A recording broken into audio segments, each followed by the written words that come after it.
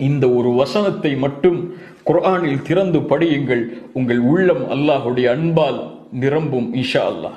எந்த வசனம்? குறிப்பெடுத்துக் கொள்ளுங்கள். எல்லோரும் ஒரு பேப்பரை எடுத்து அந்த பெண்ணை வைத்து அதில் எழுதுங்கள் அந்த வசனத்தை. சூரத்து ஜுமர் 53வது வசனம். சூரத்து ஜுமர் 53வது வசனம். நம் மரண நேரத்திலும் இந்த வசனம் நம் கண்ணுக்கு முன்னால் வர வேண்டும்.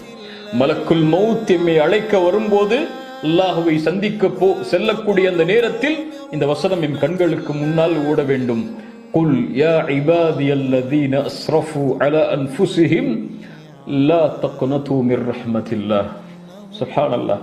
அல்லாஹ்வுடைய அருளை இதைவிட எப்படி விளக்குவது?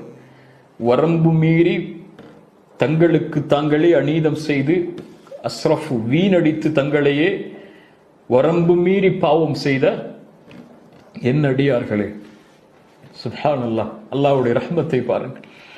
அவன் அல்லாஹ்விற்கு மாறு செய்கிறான், அல்லாஹ்விற்கு பாவம் செய்கிறான், அல்லாஹ் இட்ட கட்டளைகளை மீறுகிறான். அவனையும் அல்லாஹ் அவனுடைய அருளால் இணைத்து சொல்கிறான், குல் யா இபாதியல்லதீன அஸ்ரஃபு அலா அன்ஃபுஸிஹிம், தங்களுடைய நஃப்ஸுக்கே வரம்பு மீறி பாவம் செய்த என் அடியார்களே கேளுங்கள், லா தக்னது மிர் ரஹ்மத்தில்லாஹ், அல்லாஹ்வுடைய அருளில் ஒருபோதும் நம்பிக்கை இழந்து விடாதீர்கள்.